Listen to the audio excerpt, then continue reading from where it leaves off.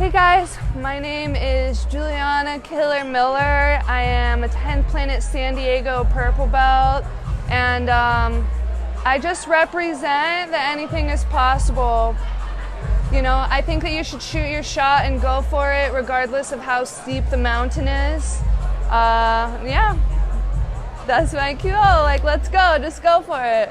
And when you got the call to participate in Medusa, did you know that Bia Mesquita would be one of the people that you were going to be against, or did you find that out there? Yeah, so actually I didn't get the call. I did the Eddie Bravo tournament to enter it. Since I'm a purple belt, it's actually a brown and black belt tournament only. That's it. So I wasn't technically of caliber to be invited to the event, so I had to win my way in. So I went to the trials, and you know, I went for it and I won. I knew the entire time that Bia was in my division, and I kind of think like I brought that match upon me because I was so fearful of it, to be honest. I'd be like, Boogie, if Bia does this, I'm gonna do this. And he's like, why are you saying her name? You don't know who you're gonna go against. And I was like, yeah, but she's the one to beat. So I was literally trying to train for her in my mind, almost like subconsciously I knew, even though I had no idea until the brackets were released and I was on the plane. And when I saw my name, my first reaction was like,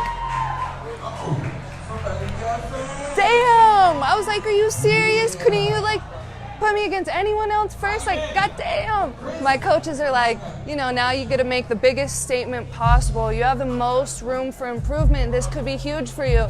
And I thought to myself, you know what, you're right. I didn't necessarily believe that I could do it, but I didn't think I couldn't either. In my head, I'm like, anything is possible. We never know what's gonna happen. Never in life do we really know, except pro wrestling. We still don't know, but you know, you really don't know, so I just decided to go for it, and as we entered overtime, I like felt it in my heart. I was like, I could beat her right now. So that was a really exhilarating feeling. Definitely an adrenaline like roller coaster. And you're representing 10th Planet. Are you always going to be belted by Boogie? Yes, I believe so. There's no one else I would rather have my belts given to me by. This is definitely my home. No matter where in the world I travel, you know, I'll always stop by the 10th Planet. It's my favorite place, so I would hope so for sure. And we also love to watch you on the ground, but also we want to see you back in MMA time. So when do you think you can see your next Invicta fight? It's in the works now. I don't have any exact date for you, but I would guesstimate early next year. I actually chose to take some time off. I started watching the best in female MMA, and all of them had what they're good at, and they competed at it all the time. For instance, Valentina Shevchenko. There was a point before her pro MMA career where she kickboxed 2 or 3 fights every weekend for like a year straight. She has an insane amount of fights, and I thought to myself, you know, maybe I'm not used to competing enough, so I made it my goal. I'm like, listen, you're gonna go out there and compete every single weekend until when I walk out on that stage, it's not a shock to me anymore. When you don't compete for a long time, especially during COVID, and you step out there, it's like, it's shocking to everyone, my opponent too. But for me personally, I'm trying to work, like I was working through that to where now I got my confidence back and I'm excited and ready. And honestly, when you see me step on that cage again, you're gonna see a brand new killer. Oh yes, and just wanting to stay active, why are the Eddie Bravo tournaments and the High Roller tournaments ones that you just feel like you definitely should go to? For the EBI and tournaments, I've done pretty much all combat jiu-jitsu, so me, I love it. Booty bongo, any chance I get to slap a girl's ass really hard, I'm probably gonna take it. Or their face, you know. But I love incorporating strikes into jiu-jitsu. That's huge for me, and it completely changes the game. People think they're fine. If you hit it in the right place on the ear, it's like, you can't think right. Like, anything can really happen in combat jiu-jitsu. And for High Rollerz, I have some amazing friends here. This promotion is absolutely awesome. And to be honest, it's like, I really respect my opponent, but I want that belt. Oh yeah, and looking ahead at your opponent, she was upgraded to the brown belt. She has a few accolades herself. What about her game are you most prepared for?